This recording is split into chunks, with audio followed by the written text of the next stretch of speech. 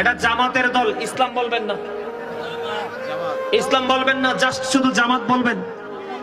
কারণ তাদের মধ্যে ইসলামের ন্যূনতম গান নাই। কথা বলেন না কেন? তাদের মধ্যে ন্যূনতম ইসলামের গান নাই। মদ, জুয়া, জিনা, ব্যভিচারের চাইতো ভয়ঙ্কর অবস্থা হলো এখন বর্তমানে। আজকে দেখি ফেনী সোনাগাজীতে মহিলারা তালিম করাচ্ছে, খেয়াল করেন। এখন আমার তাৎক্ষণিক মনে হয়েছে মহিলারা তালিম করাচ্ছে।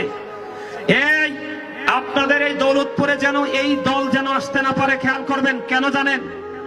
একটা নারী যখন তার সীমানা ছেড়ে অন্য সীমানায় যাবে, তিনটা পুরুষের যেই কোন একটা পুরুষ তার সাথে থাকতে হবে।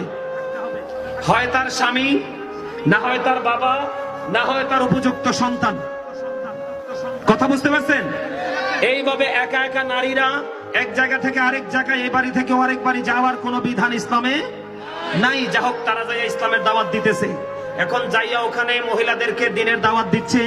দিনের দাওয়ার পরে আপনার ওনারা বলতেছে, মহিলারা বলতেছে, আপনারা জান্নাতে যেতে চান না জাহান্নামে যেতে চান? আপনারা ভিডিওটা দেখবেন, আমি আজকে দেখছি। আজকে আপনারা জান্নাতে যেতে চান না জাহান্নামে যেতে চান? তখন ওই মহিলারা বলছে আমরা জান্নাত চাই। তখন ওই মহিলাদেরকে কোরআন শরীফ সামনে দিয়ে শপথ করাচ্ছে যে আপনারা যদি জান্নাতে যেতে চান তাহলে আপনারা দাঁড়িপাল্লায় ভোট দিবেন। আরে আওয়াজ তুলে কন্যা মিয়া নাউজুবিল্লাহ। আপনি রাজনীতি করবেন, করেন, জামাত করেন, বিএনপি করেন, আওয়ামী লীগ করেন, জাতীয় পার্টি করেন, যার যেই দল ভাল লাগে আপনি করেন, কিন্তু মানুষের ঈমান, আপনাদের ইসলাম নিয়ে খেলার অধিকার তো আপনাকে কেউ দেয় নাই। কথা বলেন না? আমার কথায় আপনারা কি রাগ হয়েছেন? এই কথা কি তাদের কাছে কি জান্নাতের টিকিট আল্লাহ দিয়ে দিছে? কথা বলেন, দিয়ে দিছে?